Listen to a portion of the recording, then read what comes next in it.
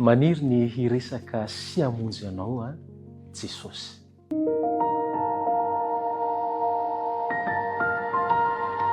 Fifaliana ho ahy ny miarabanao na tratra izao fotoana manokana izay andinihana indray izao amin'ny tenin'Andriamanitra izao indray a sy andalianantsika izany koa manasanao mba hiaraka indray tsika ao anatin'ny fotoana fohy dia misy teny mampahery tiany Jesosy a omena anao indray. Ka alohan'izany andiniantsika izany tenin'Andriamanitra izany a manasanao fa hiaraka hivavaka isika. Andriamanitra misaotra anao manokana izahay fa nomenao ity fotoana ity ahafahanay mianatra sy mandalina ny teninao koa hifanainao masina hampifantoka amin'ny foam-panahinay ahafahanay mandray izany teninao izany. Fa tononona mivavaka amin'ny anaran'i Jesosy Kristy irery ihany. Amen. Maniry ny hiresaka sy hamonjy anao Jesosy. Zavatra anankiroa no horesahantsika. Ny hoe Andriamanitra dia maniry te hiresaka aminao. Dia ny faharoa ilay hoe maniry ny hamonjy anao Jesosy Kristy. Tadidio fa miresaka amin'ny fomba maro isan-karazany Andriamanitra. Mampiasa fomba miavaka sy tsy ampoizina izy mba hahenona izany feony izany.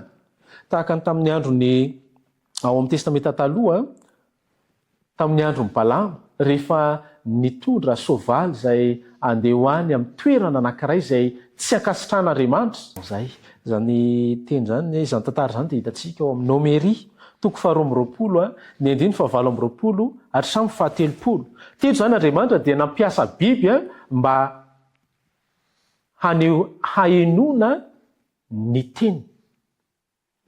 Ary tsy amin'ny alalan'ny biby ihany, be dia be no afaka hahenona ny tenin'Andriamanitra. Araka voalaza ny Lioka toko 7:20, ny 9:7-30 sy ny 4 dia izao, na dia ny vato aza dia afaka miantso raha mangina ny olona. Zavaboary anankiray izay namboarin'Andriamanitra, afaka hiteny izany hanehoana ny feon'Andriamanitra.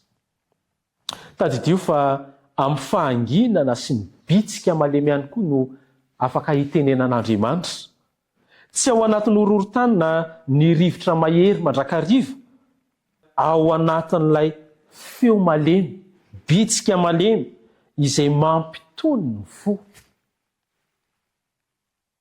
Izany hoe ilaina izany fahanginana ary ilaina ny mipetraka mihitsy aloha hahenontsika izany feon'Andriamanitra izany. Afaka ihany koa amin'ny alalan'ny nofo sy ny tantarany hafa no hahenontsika ny feon'Andriamanitra. Andeha ny ovakitsika ny olona anankiray ao amin'ny testamenta vaovao, ny Lioka, Matthieu toko 7:20. Matthieu toko 7:20. Toe-javatra anankiray izay nampitenen'Andriamanitra. Olona anankiray moa zany. Matthieu toko 7:20, 7:20. Izao no voalazan'ny tenin'Andriamanitra. Ary raha nipetraka teo amin'ny fitsarana izy, ny vadiny dia naniraka inona amin'izany lehilahy marina izany, fa nampahory ahy be ihany nanofisako azy any maraina. Nampiteny niresaka tamin'ny alalan'ny nofy Andriamanitra, ary nampita izany tamin'ny lehilahy anankiray dia ny Pilato izany.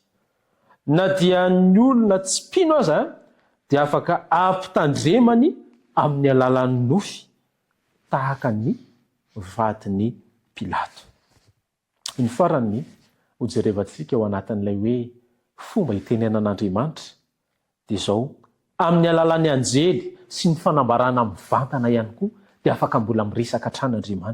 Tahaka ny tranga tamin'ny Kornelio izay nitady an'Andriamanitra tamin'ny pahatsorana, na dia mbola tsy nahalala ny filazantsara azy. Hitantsika izany any amin'ny Asan'ny Apôstôly toko 10, ny 9 dia afaka miresaka amin'ny zavatra maro isan-karazany Andriamanitra. Inona ny antony? Satria tia ny hovonjena ianao. Ny faharoa dia izao hoe ny fanirian'Andriamanitra nge ny hamonjy asy anao hamonjy ny olona rehetra. Izany no antony izany zavatra rehetra izany.